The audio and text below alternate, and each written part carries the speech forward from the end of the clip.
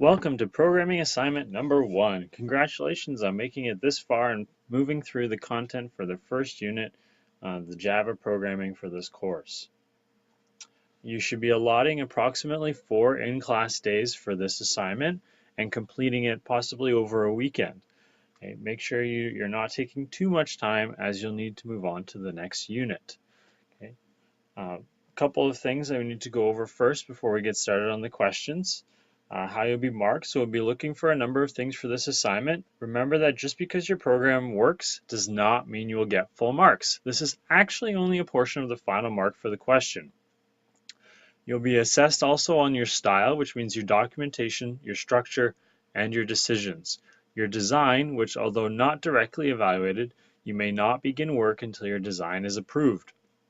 And then the correctness portion, which is it producing the expected results. Academic integrity. Plagiarism and other acts of academic dishonesty will be dealt with harshly in accordance with the school's rules. Talking about the questions is allowed, which is called collaboration. Now, copying using giving code from or to friends or other sources is considered cheating. To ensure you do not cross this line, when talking about a question with someone, do so away from a computer with a paper and pen in hand and write out ideas, not code. Then when you're finished talking, return to your computer and implement the ideas you've come up with. This is similar to doing research for a report, then applying your findings in your own way.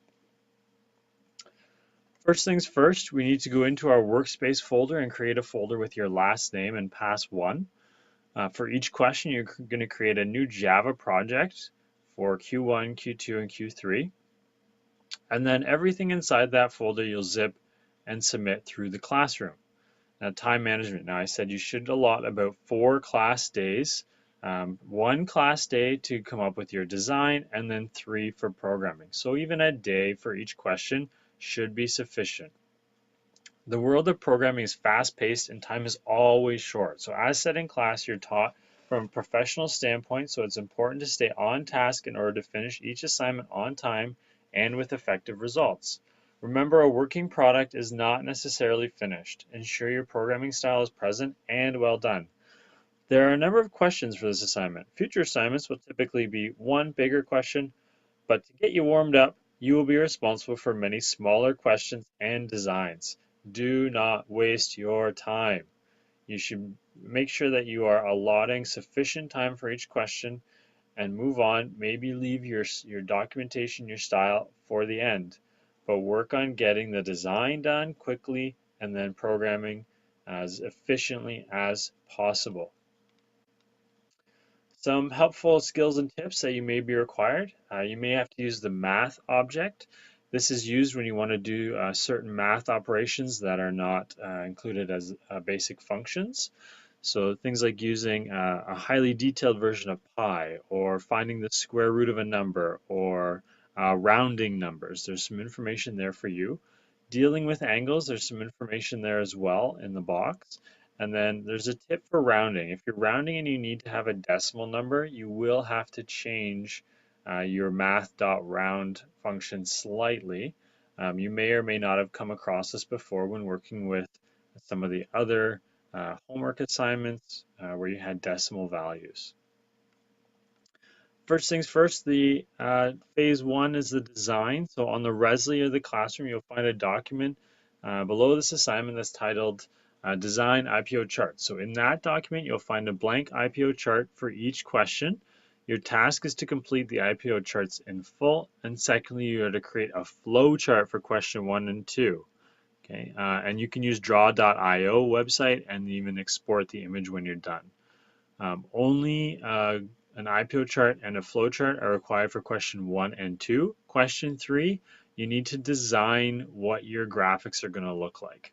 Okay? You may not begin programming until you have teacher signed design documents. So print it off, get me to initial it, and then you can start the programming.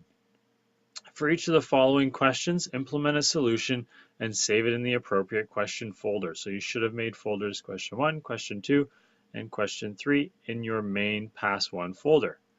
Use your designs you create in phase 1 to get you started. So for each question, you are expected to fully document, space, align, name, and place your code. The first question is called freshly popped. So for this one, you're going to create a program that will calculate the total number of popped popcorn kernels that would fit inside a box shaped as a rectangular prism and a box shaped as a cylinder. So the program should ask the user for the length, width, and height of the rectangular prism first. And for the cylinder, you'll ask them for the radius and the height, all in centimeters. So you can set limits or ask for specific limits from the user.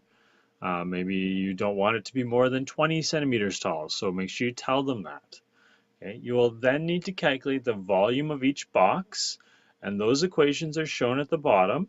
So the volume for a rectangular prism, length times width times height, and for a cylinder is pi r squared times the height, or r is the radius. You'll then need to calculate the volume, or after the volume of each popped kernel. So you can assume that popcorn forms a sphere, so when popped, and has a radius of 1.5 centimeters. So you can actually find what the approximate volume for one piece of popcorn would be. So just consider it as a sphere and use a radius of 1.5 centimeters. Okay, the equation for the volume of a sphere is shown below in the picture. So 4/3 times pi times r cubed. Okay, at this point, you have three volumes. You have one for the rectangular prism, and you have one for the cylinder. Also, the volume of the popcorn will allow you to find out how many pieces of popcorn are in those other two volumes.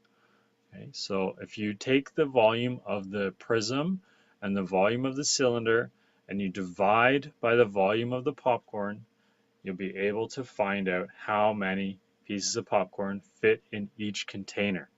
Okay, make sure your output is very user-friendly and it's easy to understand what is being asked and what is being calculated. If you have any questions, make sure you ask your teacher. For question 2, you're going to create a guessing game that asks the user for an x and y coordinate and then checks the distance between their guess and a randomly generated x and y coordinate. So there's two coordinates, the one that you ask for from the user, x1, y1, and then the one that's randomly generated by you in the code, x2 and y2. You may want to set limits on those values that are appropriate. So maybe you don't want the coordinates to be over 100. Okay, maybe you don't want to use negative coordinates. Make sure you tell the user what your expectations are for what they're entering. They may or may not follow your instructions, but make sure your instructions are clear. Their score, then, if it's a game, so the score will actually start at a high number. You can decide whatever number you want it to be, and it's going to decrease based on how far away they are. So again, you can choose the range of numbers you'd like to use for the coordinates, how high to start their score, and then how much it is to decrease based on how far away they are for each full meter of distance. Keep that in mind because you'll have to use the round function. The distance is then calculated using the following formula. So d is the square root of the difference between the y values squared plus the difference between the x values squared. Use the math help on page 2 of the assignment. Okay, so when you're actually figuring out what their final score is, take what their starting score is and subtract some value based on how far away. So the further are you away, the idea is that their score should decrease more. If they're really, really close, which is very, very lucky, then their score should not decrease very much, so very little. Okay, so you decide on what you want those values to be. If you have any questions, make sure you ask. And the final question, Pac-Man. So you're going to recreate a scene with at least 3 characters from Pac-Man. There's a small scene here. That is something that we're looking for. So not the entire game board because that will be extremely time consuming, but something that has just sort of a zoomed in part of a game board. You show some of the walls, you'll show Pac-Man most likely, and then maybe you'll show some of the ghosts. Okay, so use a pencil and paper to help you design the shapes that are necessary to complete this using as few commands as possible. And extra consideration will be given to those who complete this efficiently. Okay, so keep in mind the size of the picture that's shown here. You do not have to do the full game board, just part of it, just to show just sort of a scene in Pac-Man. Again, if you have any questions, make sure you ask. Your final submission we've talked about already, but it will be done on the classroom. Make sure that you're zipping the folder with Pass 1. You can submit a paper copy of your design IPO charts and your level design for the Pac-Man question. The rubric is based on all 4 categories, so it'll be assessed on knowledge and understanding, which is your structure, which means are you indenting your code? Is there plenty of white space between different parts of the code? Where are you putting your code? So in specific order. And then also your decisions. So how's your naming of variables? Is your documentation well done? And have you chosen the correct data types? Application will be checking for the correctness of the program. Does it produce the expected results with no errors? For communication, again, we're looking for the documentation. So headers, are your variables named properly? Do you have comments inside your code that helps other programmers understand what's happening? Is the user interface clear? So what we see on the screen, is it easy to read? Is it very user friendly? Those ideas. And then you're thinking increase, is the code logically efficient with little wasted work and memory? So are you using extra variables where you don't need to? Are you making the code run smoothly in terms of the ordering? Is it working well? That sort of thing. And then you'll be assessed on a level scale, so 1 through 4. Remember, to achieve that level 4, your work must be very, very efficient to reach that point. Again, if you have any questions whatsoever, make sure you talk to your teachers.